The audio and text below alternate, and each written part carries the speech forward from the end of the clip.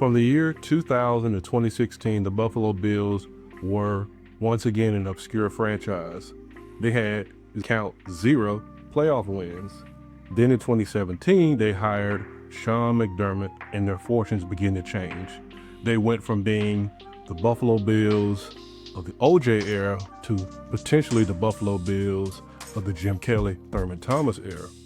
For almost nearly a decade, 9 years to be exact, Sean McDermott had the Buffalo Bills as playoff contenders, Super Bowl contenders. However, the NFL obviously stands not for long if you cannot get your team to the next level. So for all of the years that he's coached, he's had 2 AFC title game appearances, too many divisional appearances to count, and they just couldn't get it done. Now, conventional wisdom tells me that he's obviously his mind is an extension on the field, with Josh Allen's careless play. I'm gonna say careless play with his fumbles cost him his job. Now, let me state this. I truly believe that you have the nucleus in place to get Buffalo to the Super Bowl.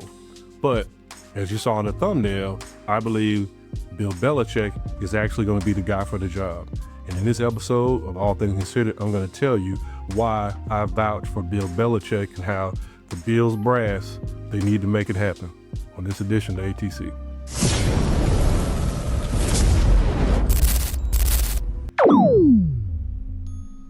All right, so let me give you 2 examples, and these are well-known examples. The majority of people know this, but some people don't. So if you don't know this, and now you used to say on the old G.I. Joe cartoon, knowing's half the battle.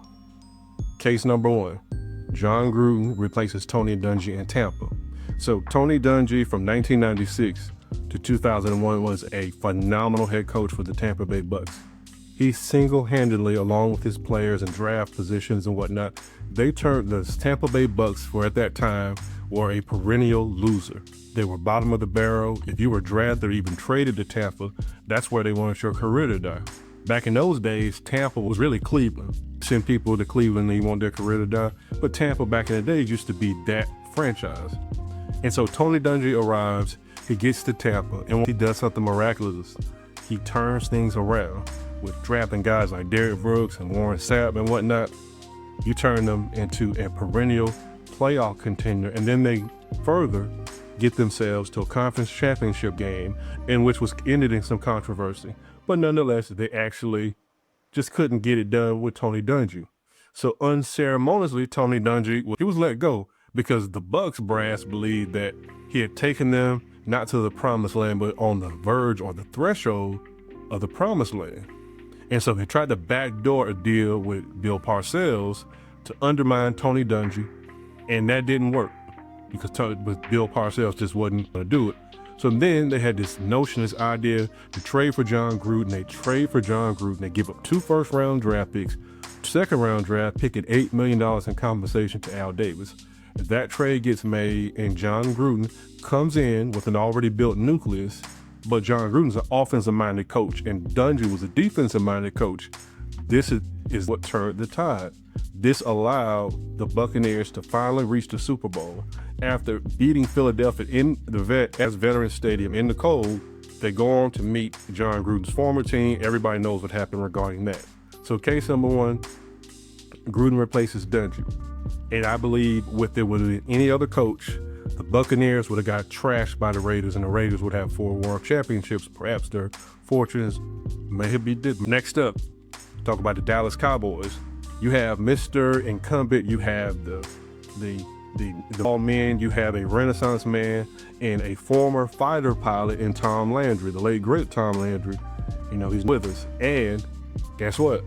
Tex Fram sells the Cowboys to Jerry Jones.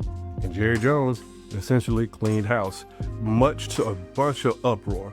Everybody was upset. They were ready to storm the gates in Irving, Texas, and burn the building down, so to speak, figuratively, not literally, over his. So Jimmy Johnson comes in and turned miraculously. It didn't happen overnight. It wasn't like Gruden, 1 season. But it took some time. It took them 3 years from 1989, starting out at 1-15, to getting to the 1992 championship. NFC Championship was a classic and still probably one of the best I've ever seen. It's top 3. And they went from basically from worst to first. Now think about it for a second. That in that case, as I stated, there wasn't a nucleus, so to speak, but he had to create one. And with sound drafting, you draft your triplets. From the Herschel Walker trade, you draft Troy Aikman, of course, Michael Irvin, and Emmitt Smith. That's your Hydra. Remember the mythical 3-head beast? You cut one head and a couple more heads grow back on each side. And they go and they get done, and then they start this unprecedented of the 90s, winning 3 world championships.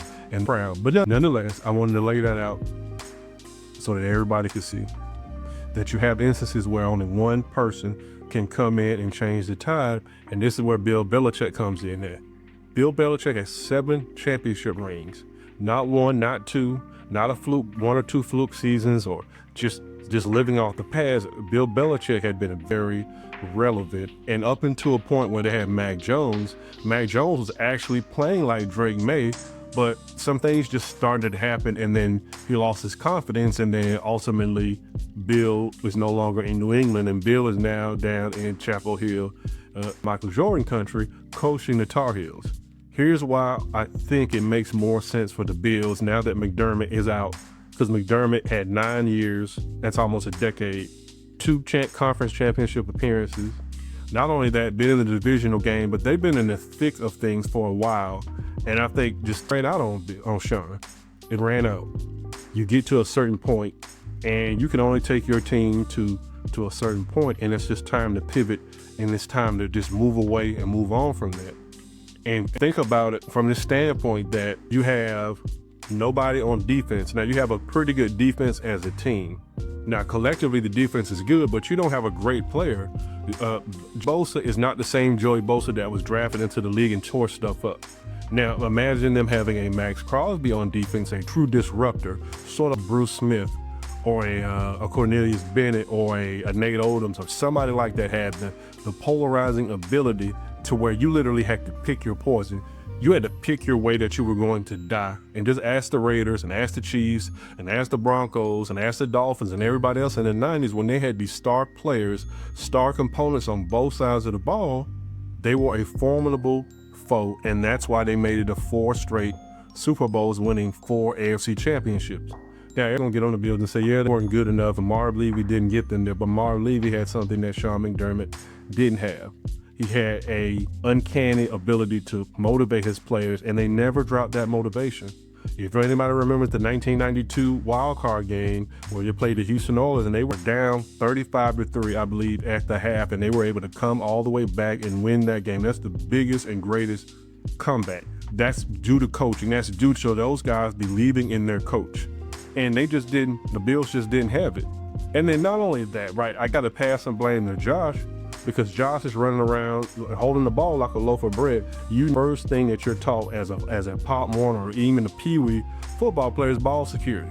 You hold on to the ball. If a defender's coming on one side, what do? You switch it to the opposite hand. And what should have happened is that he should have maintained a better sense of presence in the pocket or outside the pocket, and he knew they were going to swat the ball. Denver's known to take a lot of balls away. They've been known. They're a great defense. They're one of their top defense other than Houston in the entire league, and they are a disruption. So Sean McDermott does have some fault in his own demise, but Josh Allen, you play a major role in that. If Bill Belichick can get there, Bills brass, if you see this video, you guys do what you need to do to get that guy, to get Bill Belichick in there. I guarantee your fortunes will change. Perhaps it may be like Gruden one year and you're in the Super Bowl and you win it. Or it could be like Johnson, and it may take several years, but you will get there. The building blocks are already in place. I think they're missing 2 things. At least one polarizing star player on defense, or several, and you can address that in free agency, and you're missing Bill Belichick. They do that, they will be hoisting a Lombardi for the first time ever in their entire existence. And with that said, that's my spiel. And if you enjoyed this video, I'd appreciate you press that like button, and do me a huge favor, also hit the subscribe button so that you can be aware of any newer content that I put out. This is All Things Considered. This is your host, Beard Aquarian. I will see you on the next video.